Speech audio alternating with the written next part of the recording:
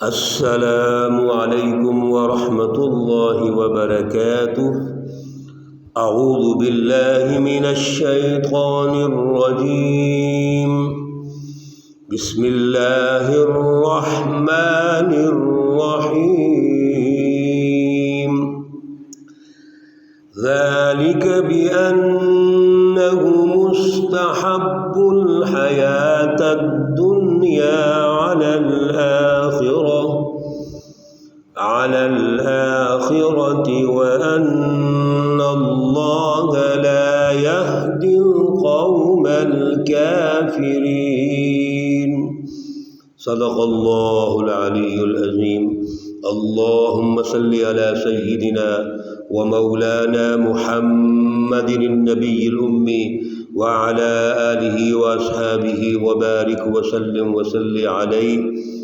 معزز بہنوں اور بھائیوں، آج کا جو درس قرآن ہے سورۃ النحل ہے، پارہ نمبر 14 ہے، آیات مقدسہ نمبر 107، 108، 9 اور 110 ہے، اور یہاں پر الحمدللہ پارے کا رکوع نمبر 20 اور سورہ مبارکہ کا رکوع نمبر 14 مکمل ہو رہے ہیں۔ اللہ رب العزت ان آیات کا فہم، ان کا شعور، ان کا اعلیٰ نظریہ ہمیں عطا فرمائیں، اور پھر عمل کی توفیق اور صلاحیت عطا فرمائیں۔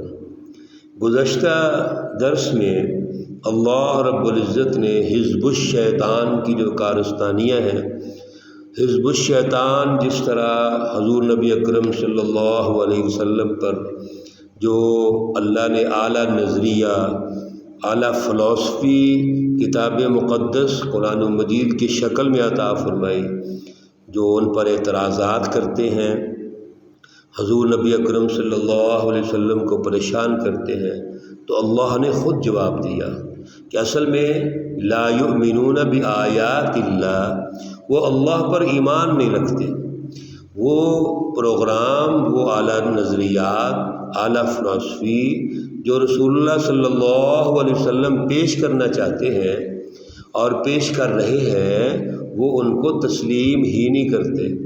جب ان کو تسلیم نہیں کرتے تو ظاہر ہے وہ ان کے مقابلے میں آ جاتے ہیں، رکاوٹیں پیدا کرتے ہیں، پراپوگنڈا کرتے ہیں۔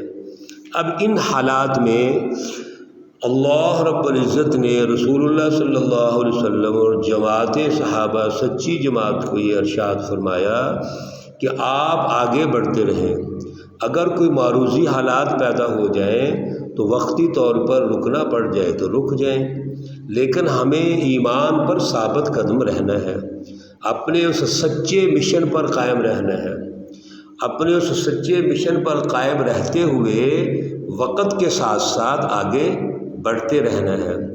حزب الشیطان جتنی بھی وہ کارستانیاں کر لیں، پراپوگنڈا کر لیں، وہ ہم نے ان سے متاثر نہیں ہونا۔ تو وقتی طور پر اگر ٹکراؤ مناسب نہیں ہے تو رکا جا سکتا ہے۔ ظاہر ٹکراؤ کے لیے تو ایک جماعت چاہیے، قوت چاہیے، اللہ رب العزت کی مدد چاہیے، اجازت چاہیے، تو یہ وقت کے ساتھ ساتھ ہوتا ہے۔ جیسے رسول اللہ صلی اللہ علیہ وسلم مکی دور میں، جو 13 سال کا مکی دور ہے، صبر و تحمل سے چلتے ہیں، عدم تشدد کی پالیسی پہ چلتے ہیں، جماعت سازی کا جو مرحلہ ہے یہ بڑا کٹھن مرحلہ ہے، یہاں پہ بڑی تکالیف ہیں، پریشانیاں ہیں، وقتی طور پہ خاموش بھی ہونا پڑتا ہے، ہجرت کرنی پڑتی ہے۔ بالآخر آپ صلی اللہ علیہ وسلم نے خود ہجرت فرمائی، جس کو ہجرت مدینہ کہتے ہیں۔ تو مشن پہ تو قائم ہے، اس اعلیٰ نظریات پہ قائم ہے، جو ٹاسک اللہ نے دیا اس پر قائم ہے، لیکن اس کے لیے جو جد و جہد ہو رہی ہے اس کے کچھ مراحل ہوتے ہیں، اور بالآخر جب آپ مدینہ المنورہ میں تشریف لے آتے ہیں تو وہی جماعت جو آپ صلی اللہ علیہ وسلم نے مکہ میں تیار کی، جن کو مہاجرین کہتے ہیں، اور جو مدینہ میں تیار ہوئے جن کو انصار کہتے ہیں، جب تیاری ہو گئی تو اسی دشمن کے مقابلے میں صف آرا ہو کر غزوہ بدر میں مقابلے کے لیے تشریف لے آتے ہیں۔ تو یہ وہ حالات ہوتے ہیں جو معروضی حالات ہیں۔ لیکن اگر کسی شخص کے اندر اس میں ایمان ہی پیدا نہیں ہوا، اس میں کفر ہے، اس میں نفاق ہے، اس میں اس کا جو فی قلوبہم مرض، دل میں بیماری ہے، دنیا کا لالچ ہے، مفاد پرستی ہے، تو اس کا تو ایمان ہی نہیں ہے۔ اللہ رب العزت یہ ارشاد فرما رہے ہیں ذالک بأنہ مستحب الحیات الدنیا علی الآخرہ، یہ تو وہ لوگ ہیں جنہوں نے دنیا کی زندگی سے پیار کیا آخرت پر دنیا کی زندگی کو ترجیح دی۔ اس لیے یہ تو وہ لوگ ہیں جنہوں نے اپنے عارضی انفرادی خود غرضی لالچ کی زندگی جو ہے اس کو پیش نظر رکھا ہے، اس کو بنانا چاہتے ہیں، تو یہ تو کافر ہے، یہ اللہ رب العزت کی بات ہی نہیں سمجھتے۔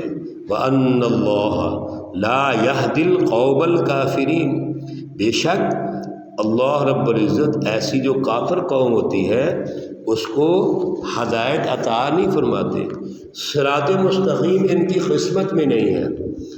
اللہ رب العزت فرماتے ہیں اولئک الذین، یہ وہ لوگ ہیں طبع اللہ علی قلوبہم وسمعہم وابصارہم، اللہ نے مہر لگا دی ہے ان کے دلوں پر، ان کے کانوں پر اور ان کی آنکھوں پر۔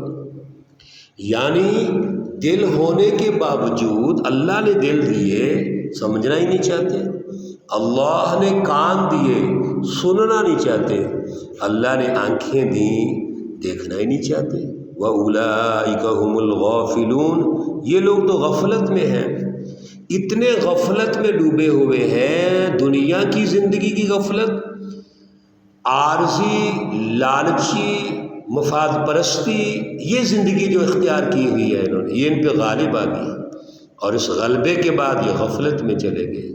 اب ان کی آنکھوں پر، ان کے کانوں پر، ان کے دلوں پر مہر لگ گئی ہے، اب یہ اس کیفیت میں نہیں کہ ہدایت کو قبول کر سکیں۔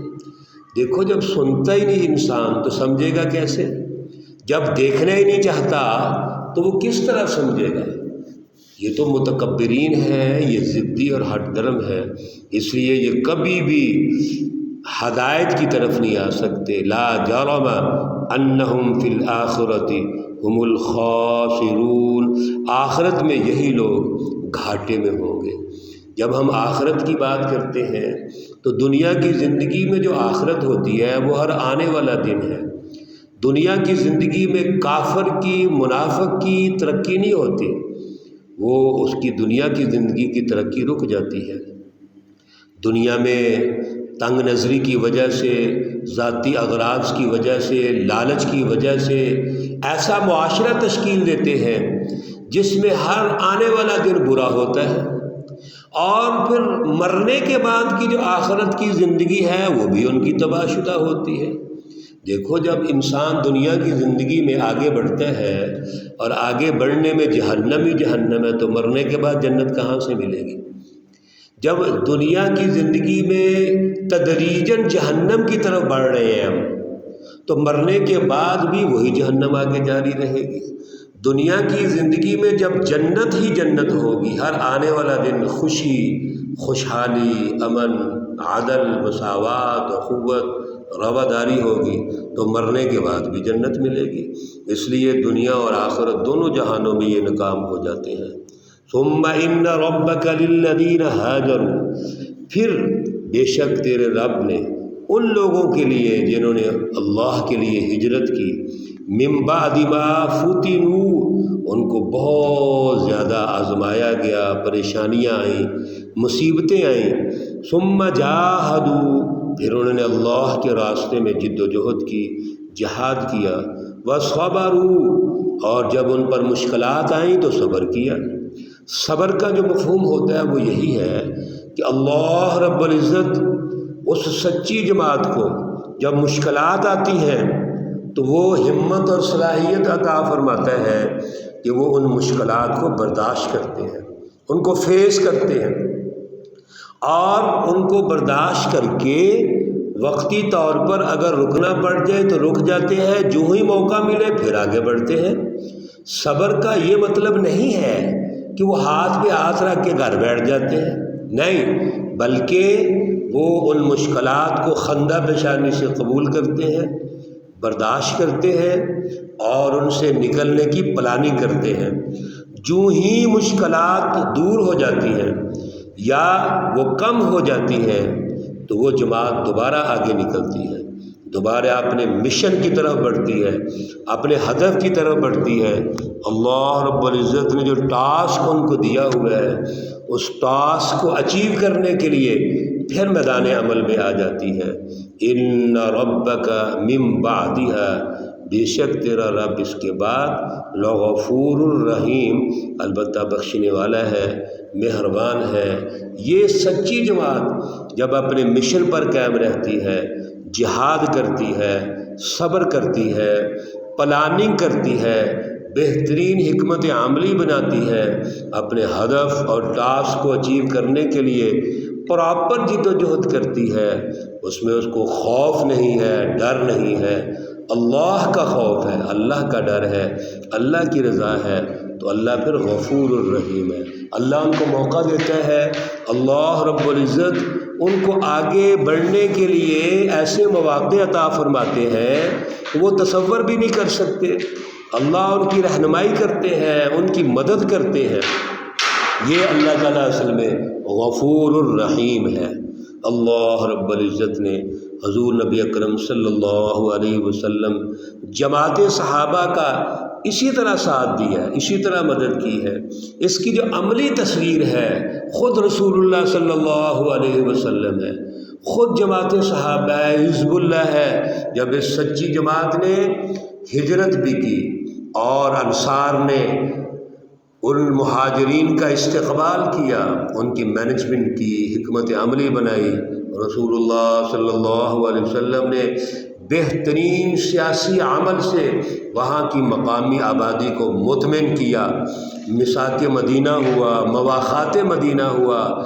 پھر اگلے درجے میں اللہ رب العزت نے یہ اجازت دی کہ آپ اب میدان عمل میں آ سکتے ہیں۔ آپ میدان عمل میں آئے، اللہ کی مدد آئی۔ اللہ رب العزت نے یہ ارشاد فرما دیا کہ اس وقت میں آپ کے ساتھ ہوں۔ لقد نصرکم اللہ ببدر وانتم اذلہ، اللہ نے اس بدر کے موقع پر رسول اللہ صلی اللہ علیہ وسلم اور جماعت کے صحابہ کا، حزب اللہ کی مدد فرمائی، تعاون کیا، ساتھ دیا۔ میرے عزیزو، دور حاضر میں بھی یہی ہے، وہ اللہ آج بھی موجود ہے، وہ رسول اللہ صلی اللہ علیہ وسلم کا اسوہ حسنہ آج بھی ہمارے پاس موجود ہے۔ کوشش یہ ہے جس کی جد و جہد آج ضرورت ہے وہ کوشش کی جائے اور وہ جد و جہد کی جائے، اس طرف آگے بڑھا جائے۔ رسول اللہ صلی اللہ علیہ وسلم نے ہمیں مکمل رہنمائی ارشاد فرما دی ہے، لقد کان لکم فی رسول اللہ اسوۃ حسنہ۔ اس لیے ہمیں اس اسوہ حسنہ کو سمجھنا ہے، اس کو آج کے دور میں بھی عملی جامہ پہنانا ہے۔ اللہ رب العزت ہمیں اس کو سمجھنے کی اور اس پر عمل کرنے کی توفیق اور صلاحیت عطا فرمائے۔ اللہ رب العزت تمام مرحومین و مرحومات کو جنت الفردوس میں اعلیٰ مقام عطا فرمائے، ان کی برزخ اور آخرت کی زندگی میں آسانیاں پیدا فرمائے۔ اللہ رب العزت تمام بیماروں کو شفائے کاملہ عاجلہ مستمرہ عطا فرمائے۔ ربنا تقبل منا انك انت السميع العليم وتب علينا انك انت التواب الرحيم، وصلى الله تعالى على النبي الأمي محمد وعلى آله وأصحابه أجمعين برحمتك يا أرحم الراحمين۔ السلام عليكم ورحمة الله وبركاته۔